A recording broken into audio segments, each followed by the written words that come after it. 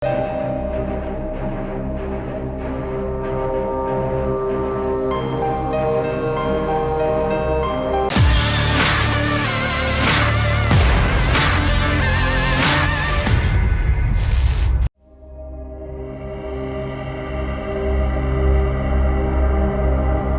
hanya penyuplai namun juga penyedia dana atau anggaran untuk membeli senjata api untuk KKB kini menjadi perhatian usai sejumlah warga Papua ditangkap.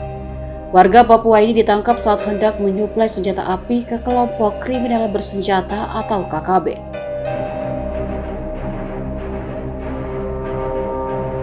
Anggota Komisi 1 DPR RI Bidang Pertahanan, Yan Mandenas pun mengatakan, jangan hanya penyuplai, namun aparat TNI Polri juga harus bisa membongkar aktor utamanya selaku penyedia dana untuk membeli senjata api tersebut.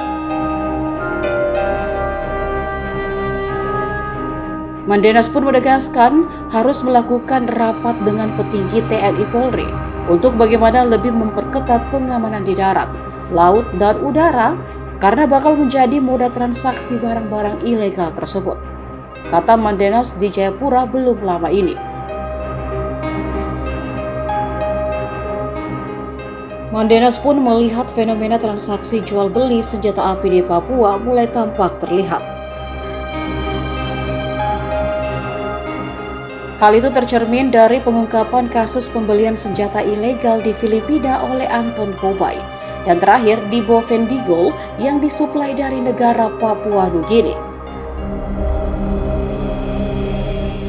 Artinya, KKB mulai berani mencari suplai senjata api dan amunisi. Kata Mandenas, ini perlu disikapi. Kemampuan intelijen yang dimiliki negara harus peka dengan masalah ini. Mandenas menilai senjata api yang dijadikan oleh kelompok KKB untuk melakukan teror jumlahnya tak seberapa dibandingkan aparat TNI dan Polri yang ada di Papua. Namun, seberapapun yang dimiliki KKB tentunya berdampak pada respon masyarakat yang takut terhadap eksistensi mereka. Jadi perlunya mendeteksi dari mana anggaran KKB untuk membeli senjata api. Walau sudah tak rahasia umum lagi, terkadang KKB ini ditunggangi oknum untuk memuluskan keinginannya. Mandenas pun berharap aparat TNI Polri tidak lagi tergoda atas bujuk rayu aktor intelektual KKB untuk menjual senjata dan amunisi.